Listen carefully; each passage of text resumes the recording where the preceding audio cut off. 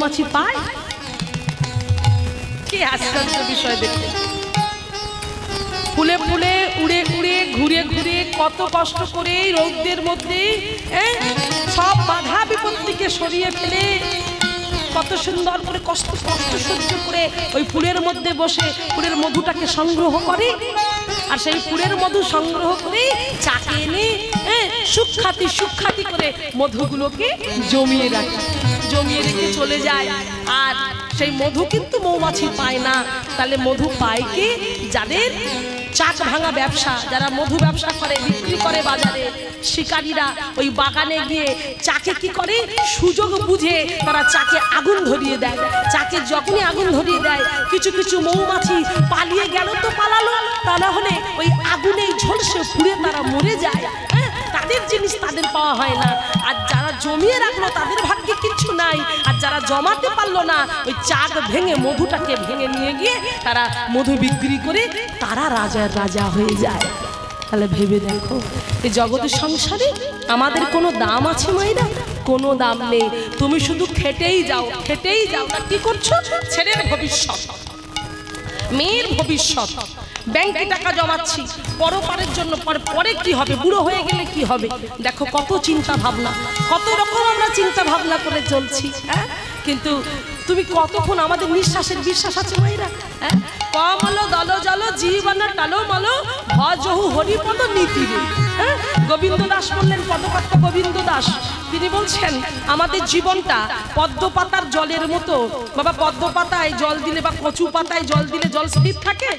টলমল টলমল করে, এই বুঝি পড়ে গেল, এই বুঝি পড়ে গেল।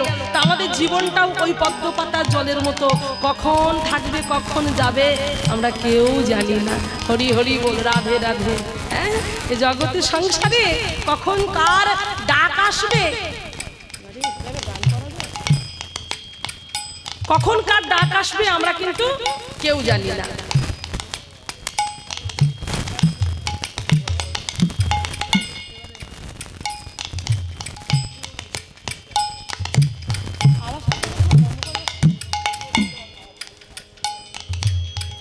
সেই জন্যই বলছে, এই জগতের সংসারে কেউ তোমার কারো নয়। অন্তরায় কি বলছে দেখুন,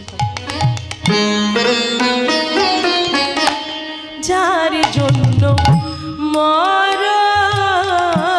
ভেবে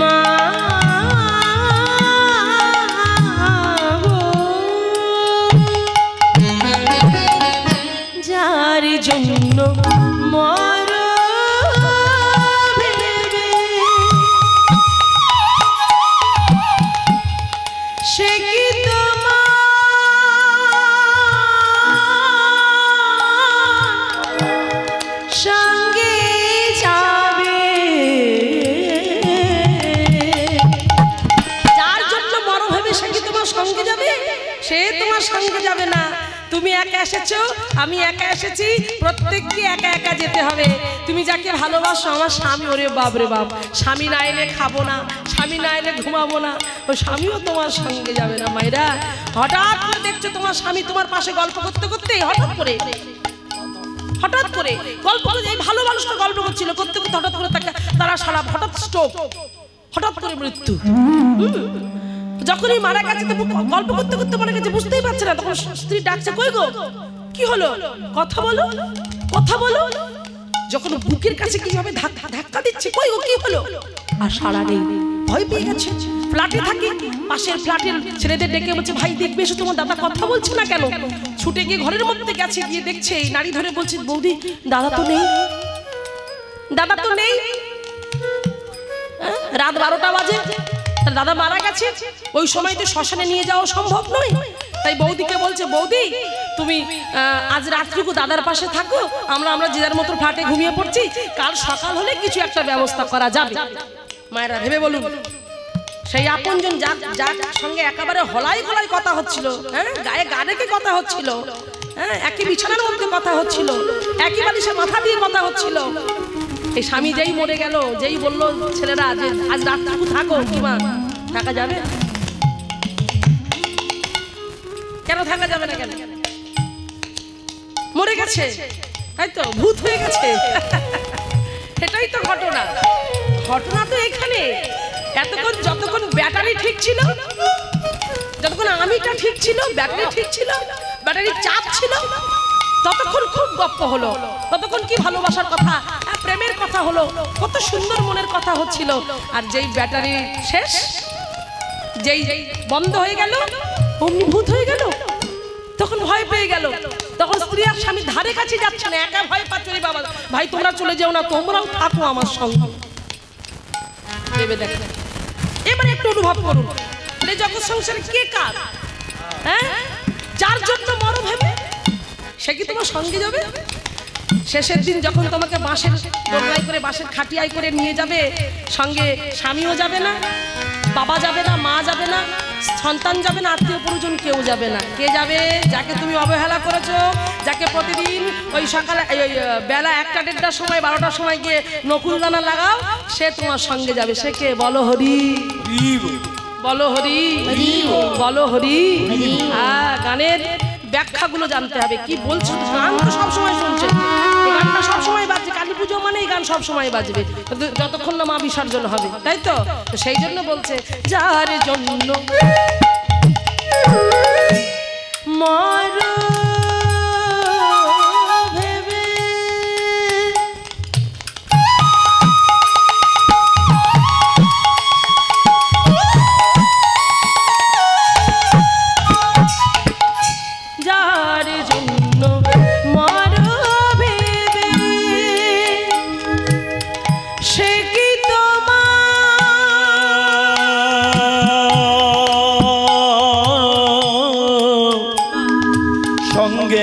যাবে,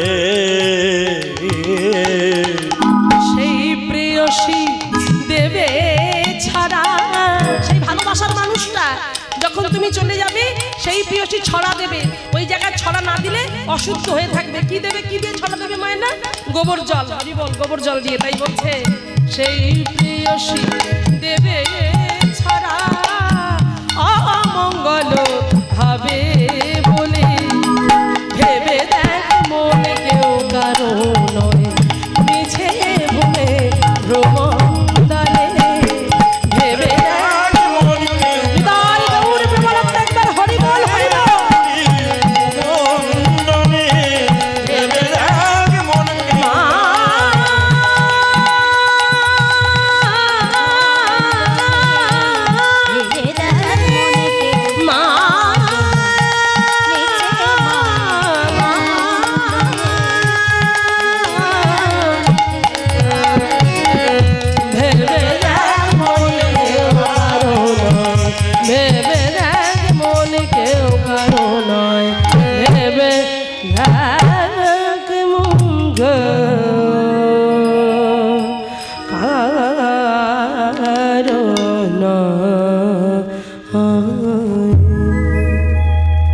জগৎ সংসারে কেউ তো নয়। সেই জন্য নরোত্তম ঠাকুর তার পদের মাধ্যম দিয়ে জগৎকে শিক্ষা দিয়ে বলল, গোরা প্রভু না ভজিয়া মইনু।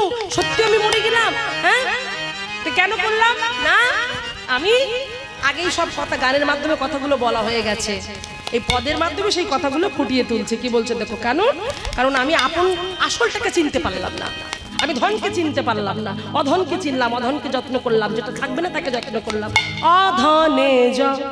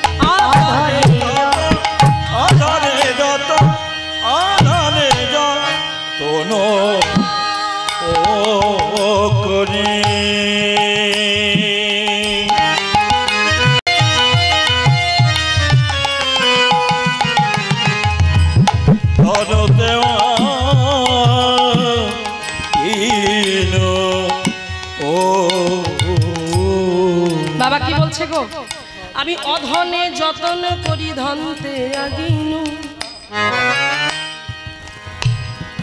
আপন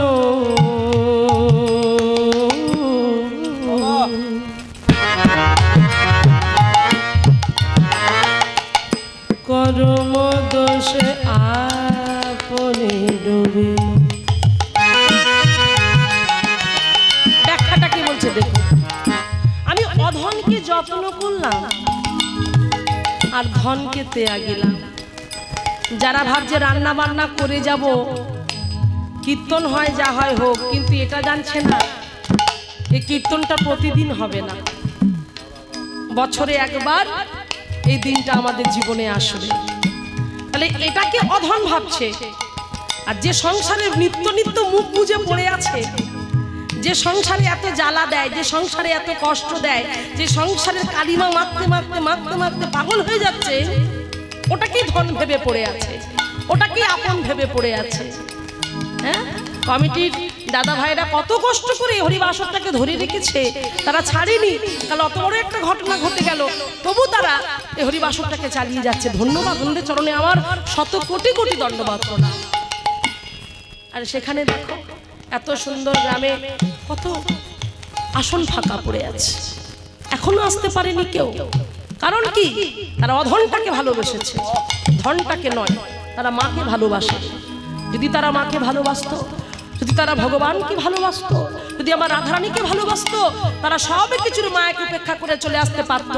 হ্যাঁ, আসলে আমরা নিজেরাই আত্মপরিমায় পড়ে আছি। বৃন্দাবনের ব্রজগোপিনীরা রাসলীলায়, যারা রাসলীলা শোনেন জানেন, তারা বৃন্দাবনের ব্রজগোপিনীরা গোবিন্দ যখন মুরলীর ধ্বনি করলো, কি সংসার, কি ছেলে, কি স্বামী, হ্যাঁ, কি পরিবার, ওই নিয়ে তারা ভাবেনি। তাদের একটাই চিন্তা ছিল, কখন আমরা তার সঙ্গে মিলিত হব, কখন তার চরণটা গিয়ে ধরতে পারব,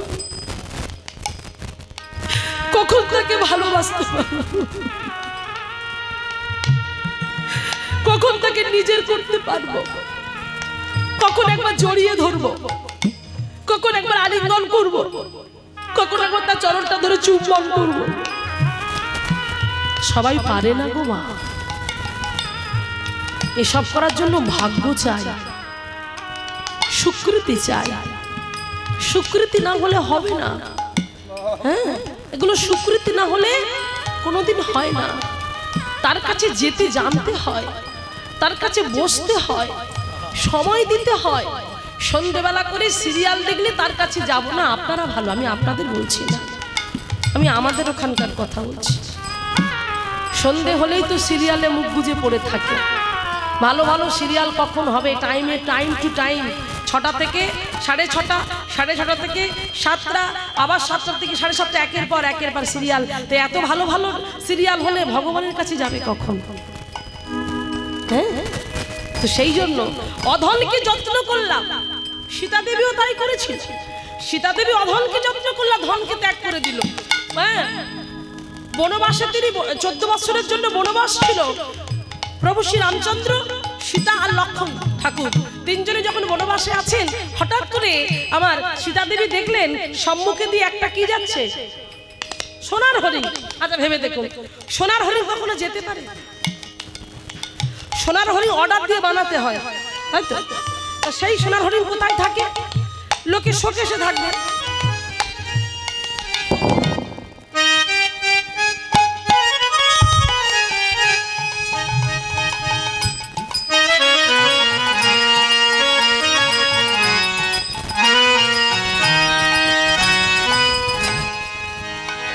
জয় নিতাই, জয় রাধা। তাহলে সেটা শোকেসে থাকবে, আলমারিতে থাকবে, তা না করে সেটা কি হচ্ছে হরিবল, সেটা না হয়ে কি বলছে, সোনার হরিণ হাঁটছে। সেরকম চিন্তা ভাবনা, সোনার হরিণ হাঁটছে। তখন সীতা দেবী কি বলছে স্বামীকে, স্বামী গো, তোমার কাছে আমি তো কোনোদিন কিছু চাইনি, একটা আবদার তোমার কাছে করবো, রাখবে? বলে বলো। যতই হোক 10টা নয়, 5টা নয়, একটা মাত্র স্ত্রী, তা বলেছে, তা ঠিক আছে, কথা রাখা যাবে। তো তখন বলছে, তা স্বামী, ও আমাকে ওই সোনার হরিণটা এনে দিতে হবে। সমস্যা হচ্ছে, ওই কথা চেঞ্জ করে রাখো তো একটু। দাদা ওই কর্ডটাই চেঞ্জ করে একটু।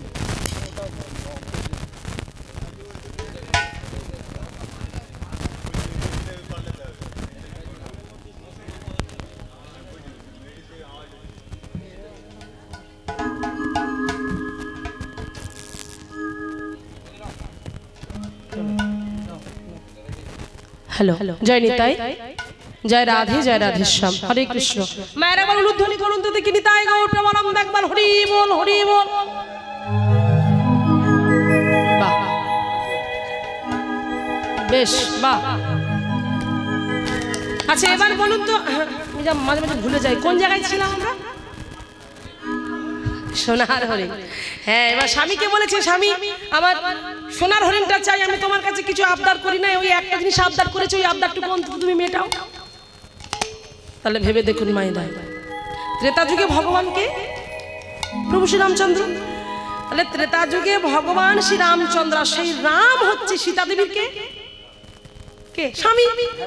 তাহলে ওটা কে? ওটা তো আসল ধন, যার কাছে গেলে সব পাওয়া যায়, তাই তো? তাহলে তাকে যদি একটু যত্ন করা যায়, তোমার সোনার হরিণ তোমার ছুটে যেতে হবে না, সেই তোমার কাছে এনে সে স্বয়ং তোমাকে দিয়ে দেবে। আর তাকে বলছে সোনার হরিণটা তুমি ছুটে এনে দাও।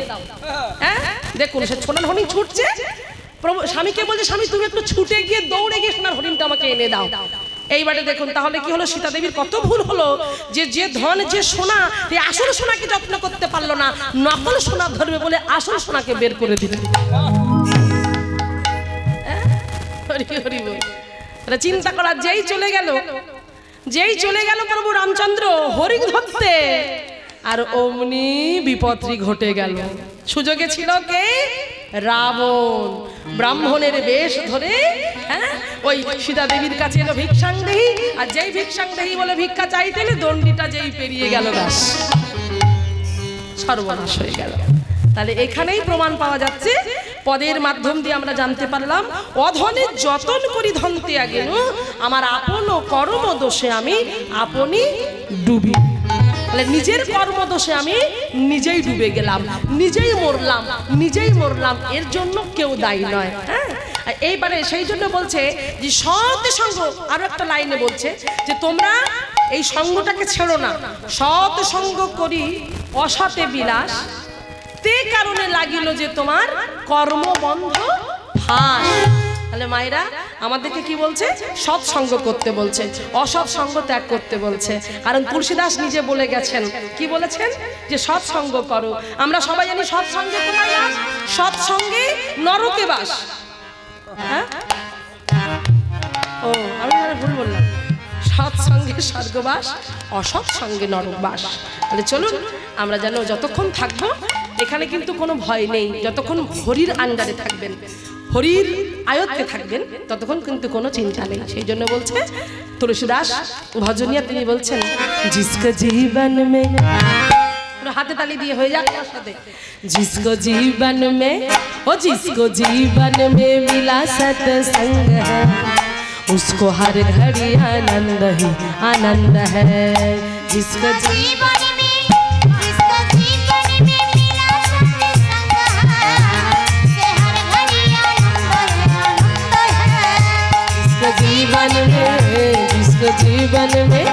जिसको जीवन में मिला सत्संग है, उसको हर घड़ी आनंद ही आनंद है।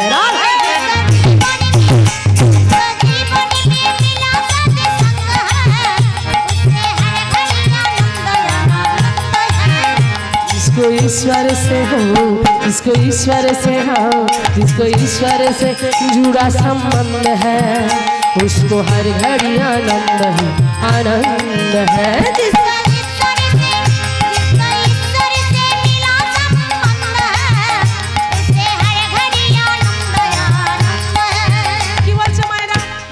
ईश्वर से जुड़ा संबंध है, उसको हर घड़ी आनंद ही आनंद है। बोलते ईश्वरेর সঙ্গে যার সম্পর্কটা মধুর হয়েছে, তার জীবনটা আনন্দে আনন্দে ভরে উঠেছে মায়েরা। তাই বলছে जिसके ईश्वर से जुड़ा संबंध है, उसको हर घड़ी आनंद ही आनंद है। তার প্রমাণ, একটা চারতলা বিল্ডিং এর একটা লোক বাজারে এসেছে, আর একজন ভক্ত বাজারে এসেছে। সেই চারতলা বিল্ডিং এ যে থাকে, এসি ঘরে থাকে, এসি গাড়ি চড়ে, ব্যাংকের ম্যানেজার তাকে তাকে হঠাৎ একজন জিজ্ঞাসা করছে যে দাদা কেমন আছেন? বলছে ওই আছি মোটামুটি, কোনো রকমে যাচ্ছে। বলে সে কি, আপনি ব্যাংকের ম্যানেজার, 4 তলা বিল্ডিং এ থাকেন, এসি ঘরে থাকেন, এসি গাড়ি চলেন, আর আপনি বলছেন মোটামুটি, তাহলে আমরা কি বলবো? বলে আর ভাই কেন বলিস, ছেলেটাকে বিদেশে পাঠানো ভালো পড়াশোনা শেখানোর জন্য। ছেলে এলো, কিন্তু ছেলে বদ সঙ্গে মিশে নেশাখোর তৈরি হয়ে গেছে, মাতাল তৈরি হয়ে গেছে। আর মেয়েকে ইঞ্জিনিয়ার ছেলেটাকে বিয়ে দিলাম, শুনছি 1 মাস বাদেই নাকি দুজনের মেয়ে আর জামাই ডিভোর্স হয়ে যাবে। আমি কি আর ভালো আছি? কিন্তু বাবা একজন দিন আনে দিন খাই এক ভক্ত মানুষ, হ্যাঁ, গুরুচরণ আশ্রয় করেছে, নিত্য তিলক সেবা করে, ভ্যান নিয়ে বের হয় প্রতিদিন সকালবেলা করে, ওই 100-150 যা পায় তাই দিয়ে বাজার করে নিয়ে এসে মনের আনন্দে গোবিন্দের জন্য রন্ধন করে, গোবিন্দকে ভোগ লাগায়, গোবিন্দকে সেবা দেয়, আর নিজে প্রসাদ করে পায়। তাকে জিজ্ঞাসা করছে ওই ভদ্রলোক, যিনি ওইজনকে জিজ্ঞেস করেছিলেন, তিনি আবার এনাকে জিজ্ঞেস করছেন, হরে কৃষ্ণ প্রভু কেমন আছেন? তিনি কি বললেন জানেন? বলছে যার ঘরে হরি থাকে তার ঘরে কি কোনো দুঃখ থাকে?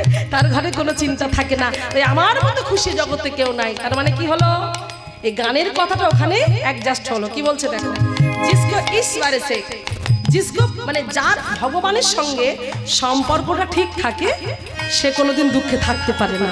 হ্যাঁ, হিন্দির মাধ্যমে ভজন গানটা কিভাবে সুন্দর করে ব্যাখ্যা করে, जिसको ईश्वर से ओ जिसको ईश्वर से ओ जिसको ईश्वर से जुड़ा संबंध है उसको हर घड़ी आनंद ही आनंद है।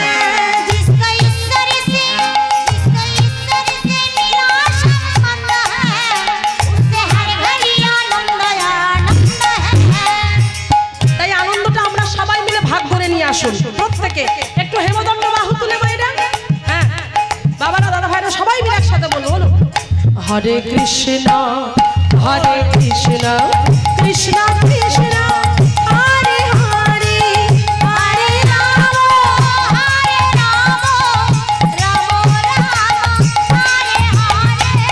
हरे कृष्ण हरे कृष्ण हरे हरे,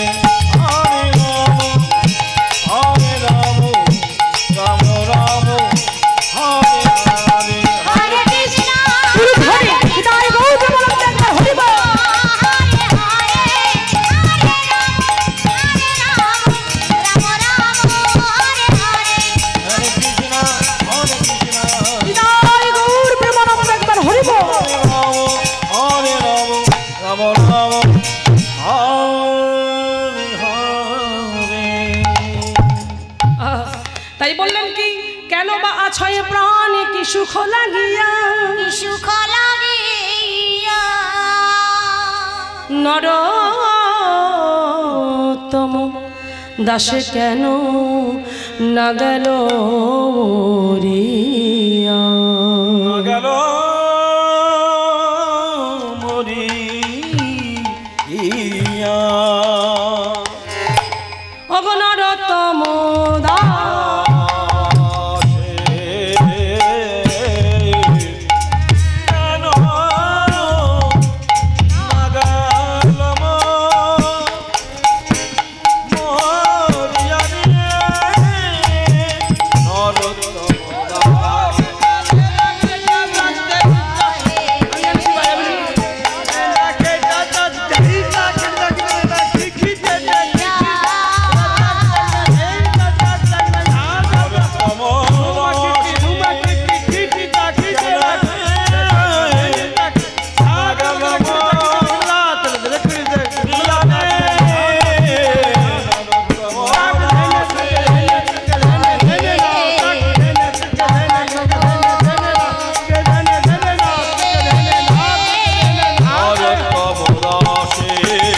কেন নাগাল মরিয়া রে, নরোত্তম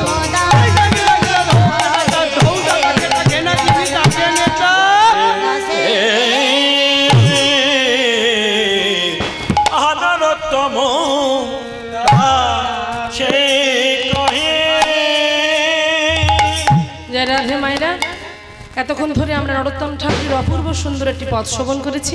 এবার আমরা সরাসরি লীলার মধ্যে প্রবেশ করব। আজকে আমাদের লীলার বিষয়বস্তু হলো ভগবান দেখুন ভগবান ভক্তকে এত ভালোবাসে, ভগবান ভক্তের জন্য এটা মানে কল্পনাও করা যায় না যে ভগবানের কাছে আমাদের যাওয়ার সময় নেই। হ্যাঁ, আমি সকল কাজের পাই হে সময় কে তোমারে ডাকিতে পারি না, চাহি দ্বারা সুত সুখ সম্মেলন তব সঙ্গ সুখ। মানে সব কথাতেই মায়ের গানের ভাষা চলে আসছে। দেখুন প্রত্যেকটা কথার মধ্যে মিল কি বাবা বলছে, আমি সকল কাজের পাই হে সময় তোমারে ডাকিতে পারি না, আমি চাহি দ্বারা সুখ সুখ সম্মেলন কিন্তু তব সঙ্গ সুখ চাই না। আমি কত যে করি বৃথা পর্যটন তোমার কাছে তো যাইনি, আমি কত কি যে খাই ভস্য আর ছাই তব প্রেমামৃত আমি খাই না। তাহলে কি সুন্দর কথা। হ্যাঁ, তো আজকে সেই জন্য ভগবান সম্বন্ধটা কি যে প্রত্যন্তভাবে তার সঙ্গে জড়িয়ে আছে সেই কিন্তু জানে। তো আমার ভগবান ভক্ত এত ভালোবাসে যে ভগবান ভক্তের জন্য চুরি পর্যন্ত করেছে।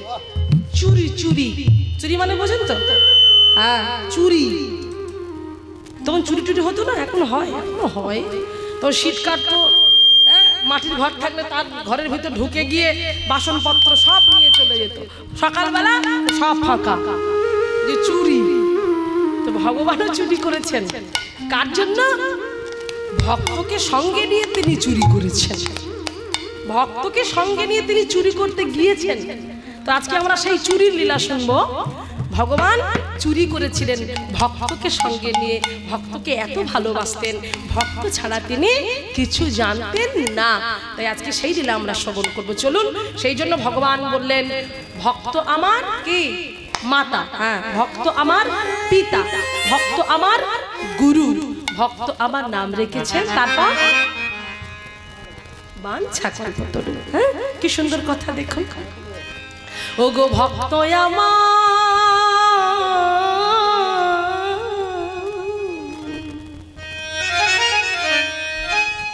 মাতা,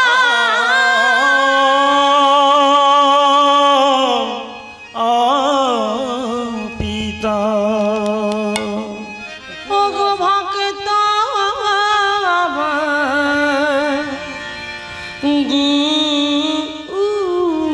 গুরু,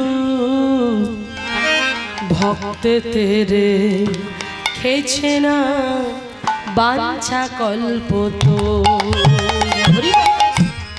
ভক্তে খেয়েছিলাম বাঞ্ছা কল্প তোর, ভক্ত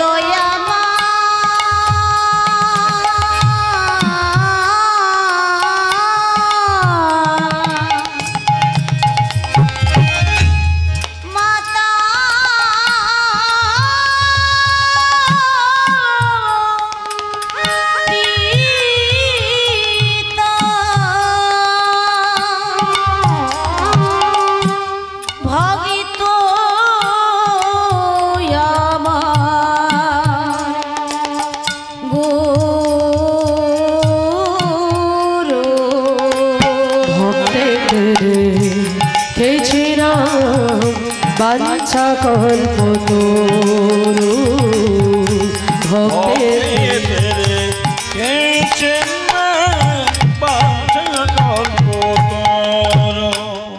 আমি ভক্ত ছাড়া রইতে নারী, আমি তাই তো ভক্তে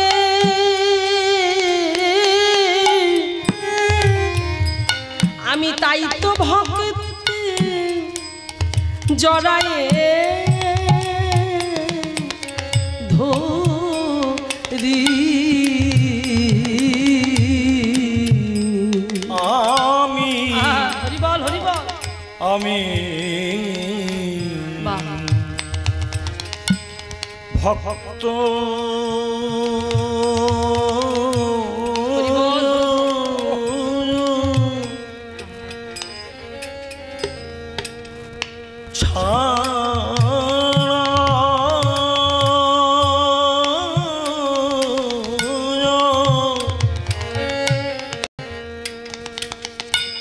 রইতে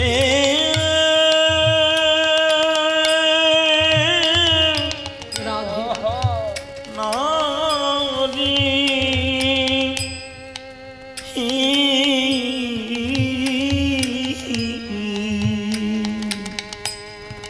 অভিভক্ত ছাড়া তাই তো ভক্তি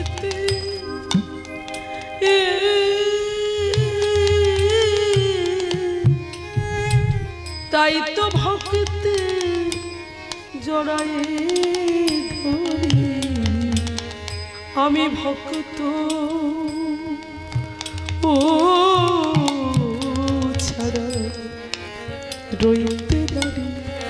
কি সুন্দর কথা বলছে দেখুন মায়েরা। বাবা ভক্ত ছাড়াই আমি রইতে নারী, তারে প্রমাণ দিয়ে গেল দেখো ভগবান। সনাতন গোস্বামী, রূপ গোস্বামী আর সনাতন গোস্বামী দুই ভাই, হ্যাঁ, যারা শাস্ত্র পড়েন, শাস্ত্র জানেন, কীর্তন শোনেন তারা জানবেন। সরগোস্বামীর মধ্যে এনারা প্রধান ছিলেন, দুই ভাই, মূল গোড়া ছিল এই রূপ সনাতন দুই ভাই। তো সেই সনাতন গোস্বামী তিনি বৃন্দাবনে তিনি মাদুকুরি করতেন আর ভগবানের নাম করতেন, গাছতলায় থাকতেন। মা ভালো করে শুনবেন মায়ের, এগুলো শোনা খুব দরকার আছে আপনাদের, আমাদের প্রত্যেকের। কারণ এই কথা যত জানবেন তত ভিতর পরিষ্কার হবে, আর ভিতর তৈরি থাকলে তবেই চোখ থেকে জল ঝরবে। মা কীর্তন হলো চোখের জল গো। কীর্তন মানে শুধু ধেই ধেই করে নাচলাম, ভজন করলাম না। কীর্তন হলো প্রেম, কীর্তন হলো অনুরাগ, কীর্তন হলো চোখের জল। হ্যাঁ জানো মাইরা, কৃষ্ণ নদিয়া জেলায়, মুর্শিদাবাদে, মালদায় আমরা প্রোগ্রাম করি। এমন এমন ভক্ত সামনে বসে থাকে না, কথা বলতে দেয় না, মানে এরপরে যে কোনো কথা আছে সেটা শুধু কৃষ্ণ গৌর। এই গৌর কথাটা, কৃষ্ণ কথাটা উচ্চারণ করার সঙ্গে সঙ্গে তাদের চোখে জল। বাবা তারা বসে বসে কাঁদে, পাগলের মতো কাঁদে তারা। কৃষ্ণ নামে এমন প্রেম আছে, এমন জাদু আছে, আমরা উপলব্ধি করতে পারি না। আমরা কলির কামান্ধ জ্ঞানান্ধ জীব, মাইক জীব, আমরা পারি না। যারা নিয়মিত ভগবানের সেবায় নিজেকে সমর্পণ করে দিয়েছে তারা কাঁদে, তারা কাঁদে, তাদের চোখে জল আসে। কৃষ্ণ বললেই তাদের চোখে জল। আজকে সনাতন গোস্বামী দেখো, তিনি মাদুকুরি করতেন, আর থাকার জায়গা আমাদের তবু মাথার ছাদ আছে, মাথা গোজার ঠাই আছে। তিনি কোথায় থাকতেন জানেন? মন্ত্রী ছিলেন, নবাবের দরবারে তিনি প্রধানমন্ত্রী ছিলেন। 500 বছর আগেকার কথা, 30,000 টাকা যার মাইনে ছিল, প্রধানমন্ত্রী সনাতন গোস্বামী। তিনি থাকতেন একটা গাছতলায়, জল ঝড় রৌদ্র সব কিছু তার উপর দিয়ে চলে যায়, তবু সেই গাছতলাতেই তিনি থাকতেন।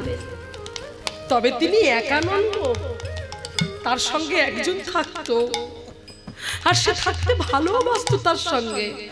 মদন গোপাল গো, মদন গোপাল এক বিগ্রহ। মদন গোপাল থাকতো সেই সনাতন গোস্বামীর সঙ্গে, তাকে নিত্য নিত্য সেবা দিত সনাতন গোস্বামী। কি দিত জানো মায়েরা? কারণ বেশি রান্না বাড়া করার তার সময় নেই, বেশি রান্না করতে গেলে, সেবা করতে গেলে তার ভজন নষ্ট হয়ে যাবে। ভজন, তারা ভজন ছাড়া কিছু জানতো না, ভজন নয় ভজন করতো তারা।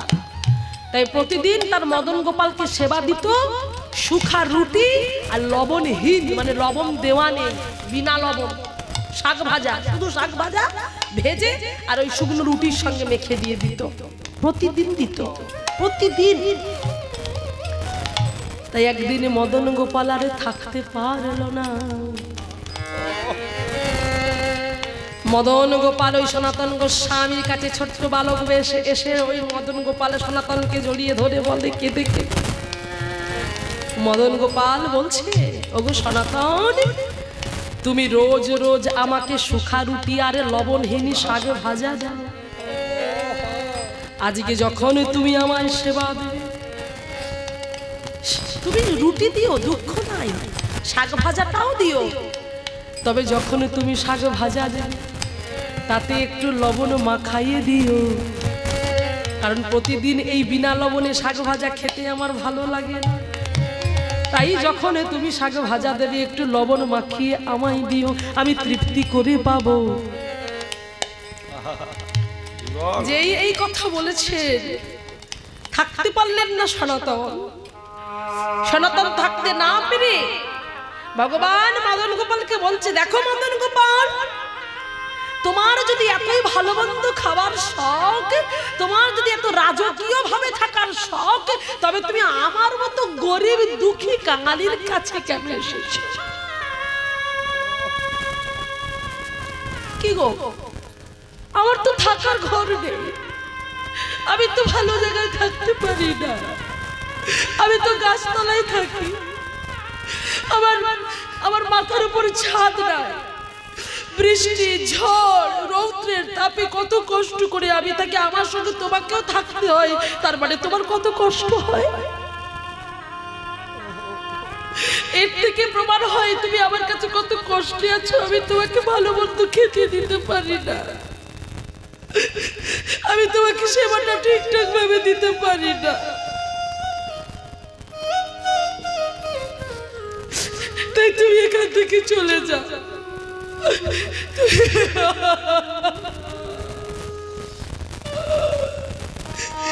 তুমি এখান থেকে চলে যাও। তুমি এখানে থাকলে তোমার আরো কষ্ট হবে, তুমি চলে যাও। তুমি এই বৃন্দাবনে অনেক বড় লোক আছে, অনেক ধনী ব্যক্তি আছে, যাদের অনেক টাকা পয়সা আছে, তোমাকে যারা ভালো জায়গায় থাকতে দিতে পারবে, ভালো মন্দ খেতে দিতে পারবে, প্রতিদিন রাজভোগ দেবে, তুমি তাদের কাছে চলে যাও, তুমি আমার কাছে থেকে না। যখন এমন করে বললেন না, মদন গোপাল আর থাকতে পারলো না, ছুটে গিয়ে সনাতনকে জড়িয়ে ধরে বলছে, সনাতন,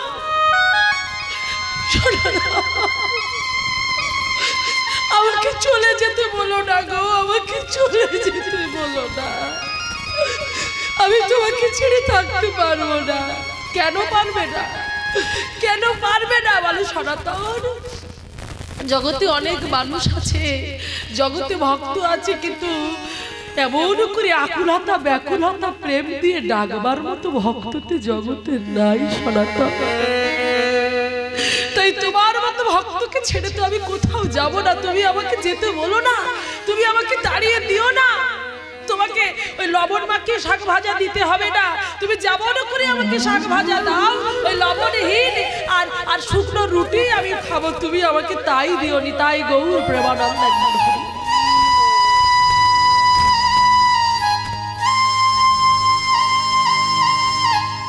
এই হলো ভালোবাসা, এই হলো প্রেম, এই হলো নিবেদন। এই ভালোবাসাটাই তো আমাদের অন্তরে নাই গো। সেই জন্য বলছি, ভক্ত ছাড়া আমি রইতে নারী, তাই তো ভক্তের আমি জড়াই ধরি। তো সেই ভক্তির কথা আজ আমরা শুনবো।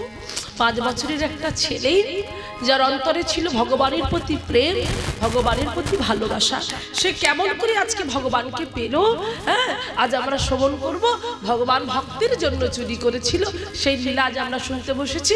তবে চলুন মাইরা, এই জন্য বলছে না, ভক্তি যার ভগবান তার।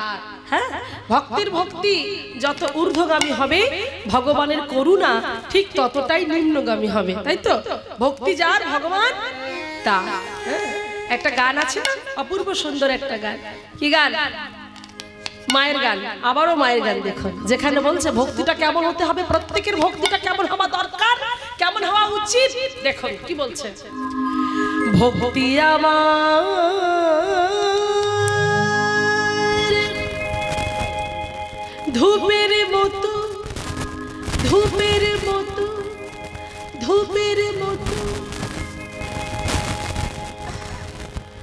ঊর্ধ্বে ওঠে অবিরত,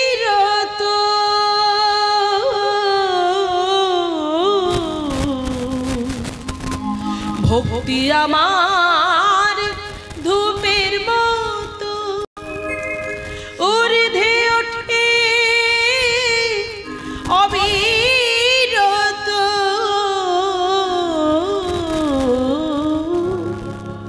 শিবলোকে দেবে দেউরে মা,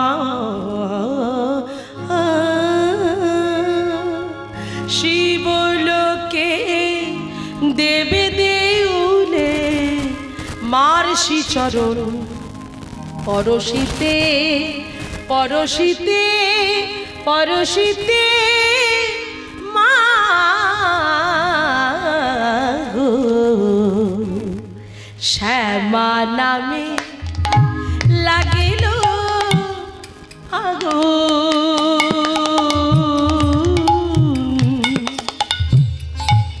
আমার দেহ ধূপ কাটিতে আমি যতই জানি সুবাস তত, যতই জানি সুবাস তত ছড়িয়ে পড়ে চারিভিতে মা গো, শ্যামা নামে লাগিল আগুন, আমার দেহ ধূপ কাটিতে মা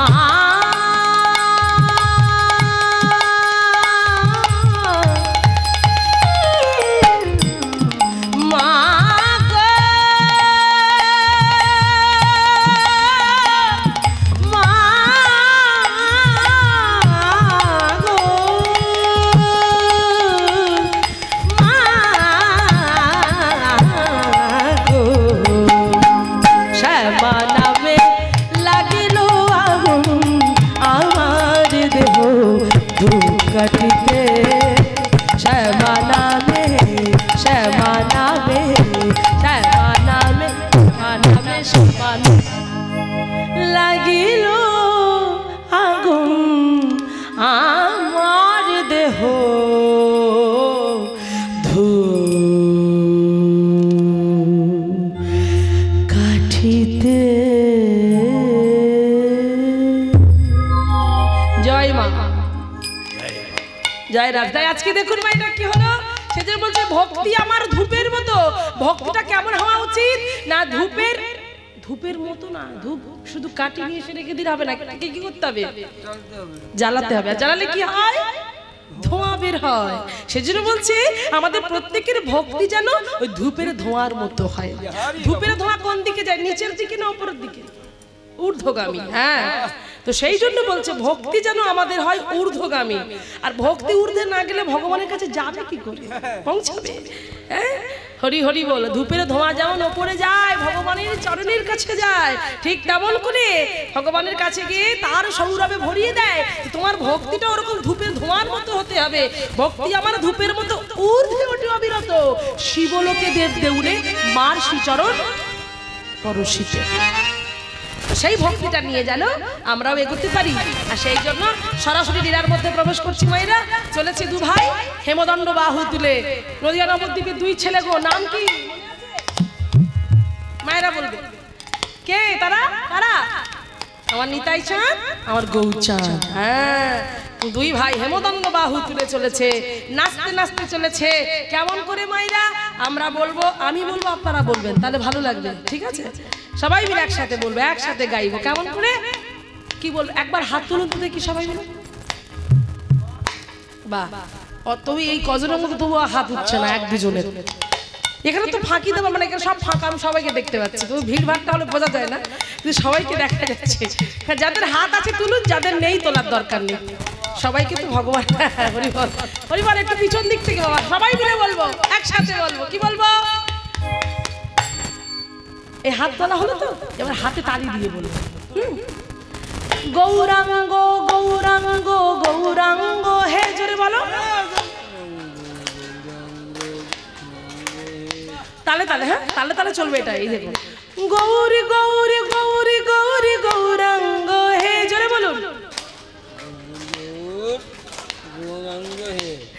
নদিয়ার চাঁদে গোরা গৌরাঙ্গ হে, বলুন। নদিয়ার চাঁদে প্রেমের পুতুলি গোরা গৌরাঙ্গ যাক তুমি আমার দৌলতে গানটা তো গাওয়া হচ্ছে, তোমার মায়েরাও সুরে সুরে বলতে পারছে, খুব ভালো। একসঙ্গে এবার বাজনার সঙ্গে সবাই একসাথে বলবো। কি বলবো? চলো। সচি মাতার নয়ন তারা গৌরাঙ্গ হে, নয়ন তারা গৌরাঙ্গ হে, সচি মাতার নয়ন তারা গৌরাঙ্গ হে, সচি মাতার নয়ন তারা গৌরাঙ্গ হে, বিষ্ণু প্রিয়ার প্রাণ বধুয়া গৌরাঙ্গ হে, বিষ্ণু প্রিয়ার প্রাণ বধুয়া গৌরাঙ্গ হে, কৃষ্ণ প্রিয়ার প্রাণবধূয়া গৌরাঙ্গ হে, বিষ্ণু প্রিয়ার প্রাণ বধুয়া গৌরাঙ্গ হে, শ্রীবাসে নাটুয়া গোরা গৌরাঙ্গ হে, আর শ্রীবাসে নাটুয়া গোরা গৌরাঙ্গ হে, শ্রীবাসের নাটুয়া গোরা গৌরাঙ্গ হে, শ্রীবাসের নাটুয়া গোরা গৌরাঙ্গ হে, অদ্বৈতের আনা গোরা গৌরাঙ্গ হে, আমার অদ্বৈতের আনা গোরা গৌরাঙ্গ হে, আমার অদ্বৈতের আনা গোরা গৌরাঙ্গ হে, আমার অদ্বৈতের আনা গোরা গৌরাঙ্গ হে, গৌরী গৌরী গৌরী গৌরী গৌরাঙ্গ হে, আমাদের গৌর গৌর গৌর গৌর গৌরাঙ্গ হে, আমাদের গৌর গৌর গৌর গৌরাঙ্গ হে, গৌর গৌর গৌর গৌর গৌরাঙ্গ হে, গৌরাঙ্গ গৌরাঙ্গ গৌরাঙ্গ হে, আমাদের গৌরাঙ্গ গৌরাঙ্গ গৌরাঙ্গ হে, গৌরাঙ্গ গৌরাঙ্গ গৌরাঙ্গ হে। এবারে কি বলবো? এবারে হেমদণ্ড বাহু তুলে মায়েরা একটু নেচে নেচে আমার সঙ্গে বলতে হবে, হেলে দিলে সবাই মিলে বলবো, কেমন? তোমার ভালো লাগবে। কি বলছে? বলছে ও গোরা আমাদের আমাদের আমাদের প্রাণ, প্রেমের পুতুলি গোরা নদী, উলুধ্বনি উলুধ্বনি, আমাদের আমাদের আমাদের প্রাণী, প্রেমের পুতুলি গোরা নদী আর আমাদের আমাদের আমাদের প্রাণী, প্রেমের পুতুলি গোরা নদী আর আমাদের আমাদের আমাদের প্রাণী, প্রেমের পুতুলি গোরা নদী আর আমাদের আমাদের আমাদের প্রাণী, প্রেমের পুতুলি গোরা নদী আর ও গৌরাঙ্গ গৌরাঙ্গ গৌরাঙ্গ হে, আমাদের গৌরাঙ্গ গৌরাঙ্গ গৌরাঙ্গ হে, গৌরী গৌরী গৌরী গৌরী গৌরাঙ্গ হে, আমাদের গৌর গৌর গৌর গৌর গৌরাঙ্গ হে, আমাদের গৌরী গৌর গৌর গৌর গৌরাঙ্গ হে, গৌর গৌর গৌর গৌর গৌরাঙ্গ হে, সবাই একবার বদন ভরে আমরা বলবো। কি বলবো? বলো। হরে কৃষ্ণ হরে কৃষ্ণ কৃষ্ণ কৃষ্ণ হরে হরে হরে রাম হরে রাম রাম রাম হরে হরে, হরে কৃষ্ণ কৃষ্ণ কৃষ্ণ হরে হরে, হরে রাম হরে হরে, হরে কৃষ্ণ হরে কৃষ্ণ কৃষ্ণ কৃষ্ণ হরে হরে হরে রাম। রাম রাম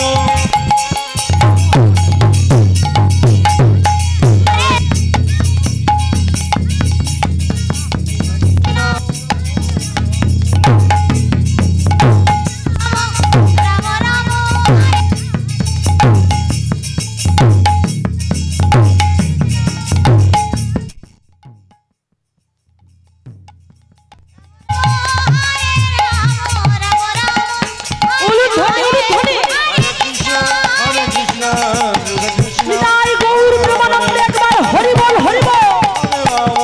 রাম রাম হরে হরে হরে কৃষ্ণ কৃষ্ণ কৃষ্ণ হরে হরে, হরে রাম রাম রাম হরে হরে। তো আজকে কি হলো মায়েরা? নৈয়া নবদ্বীপ থেকে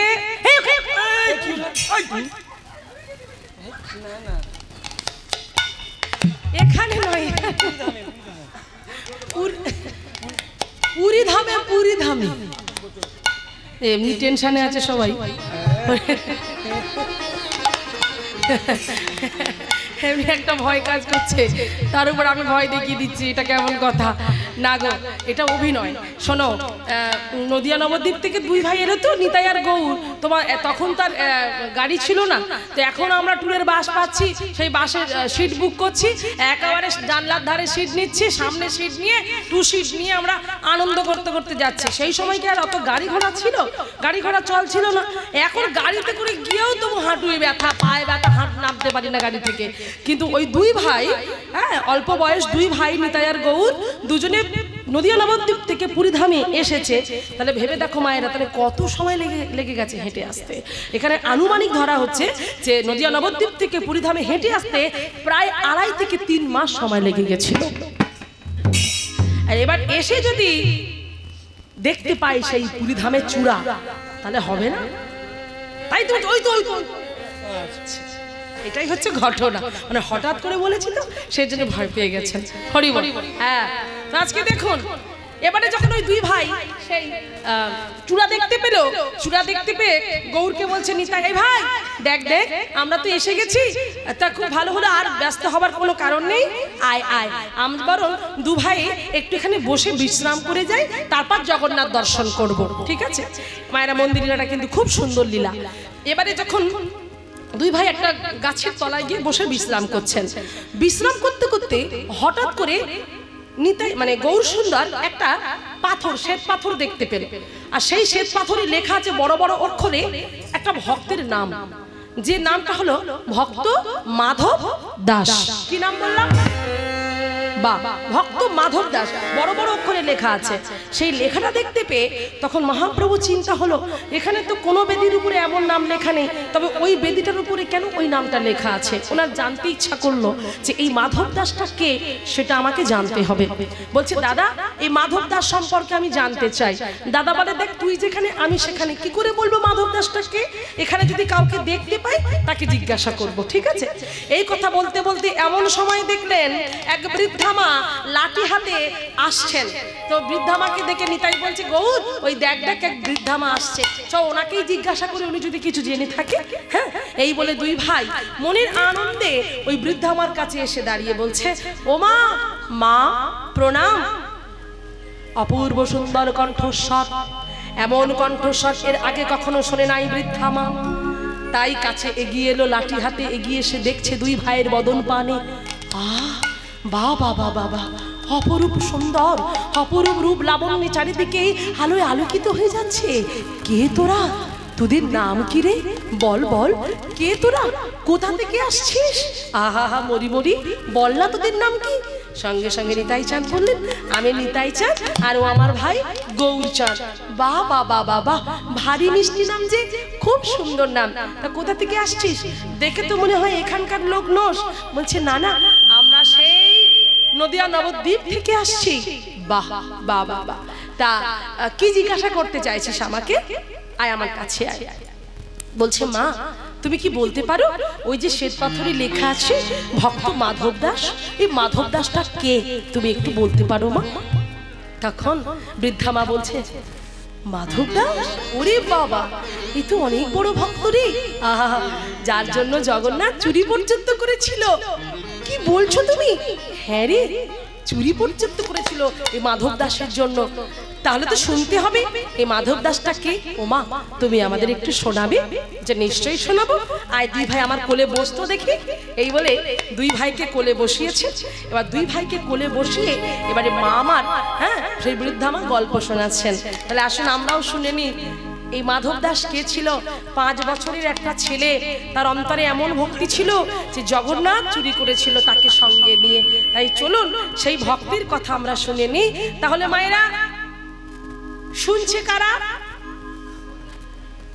আপনারা তো শুনছেনই, কিন্তু যাদের উপলক্ষ করে শোনানো হচ্ছে, নিতাই গৌর শুনছে, বলছেন কি বৃদ্ধা মা, ওই বুড়ি মা বলছেন, কোলে নিয়ে শোনাচ্ছেন।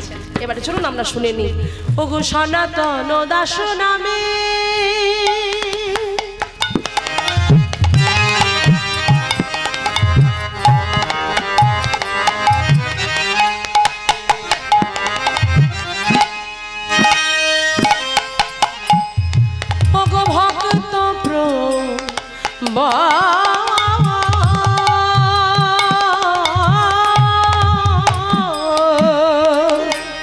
সনাতন দাস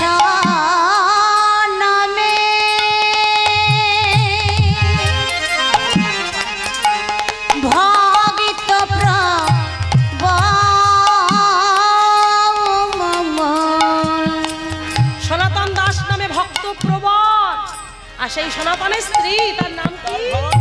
তার ঘরণী।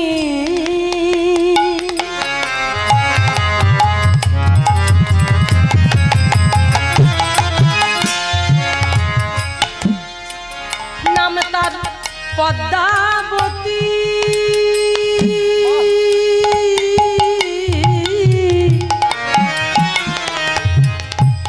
দেখিতে সুন্দর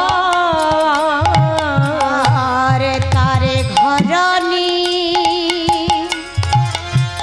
পদ্মাবতী।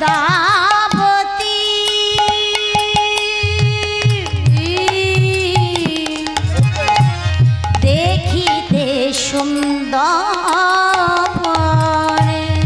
মাধব ওমাইরা তার ঘরণী পদ্মাবতী দেখিতে সুন্দর, এত অপরূপ সুন্দর, এত সুন্দর দেখতে। কিন্তু সমস্যা হলো কি জানো, তাদের ঘরে কোনো সন্তান সন্ততি নাই। তাই তারা ভগবানের কাছে যায়, ভগবানের কাছে কেঁদে কেঁদে নয়নে জলে বক্ষ ভাসিয়ে বলে, ওগো প্রভু গো, তোমার কাছে আমরা নিত্য নিত্য সেবা পূজা করি, তোমার চরণ ধরি, কিন্তু আমরা তো আর সারা জীবনে এই সংসারে বাঁচব না। একদিন আমাদের এই পৃথিবী ছেড়ে চলে যেতে হবে প্রভু গো, প্রভু গো। প্রভু যদি আমাদের ঘরে কোনো সন্তান সন্ততি না থাকে, বলো বলো বলো প্রভু, কে তোমার এমন করে সেবা করিবে? বলো বলো কে তোমায় এমন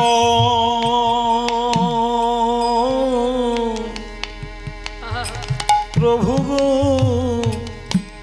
প্রভু গো, তোমার এমন করে, কে তোমার এমন করে সেবা করিবে?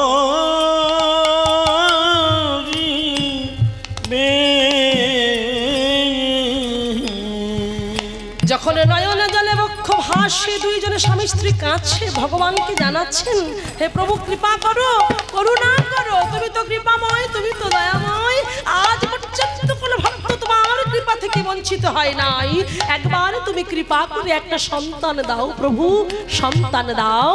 ভক্ত যদি নয়নে জলে এমন করে কাঁদে, ভগবান কি থাকতে পারে?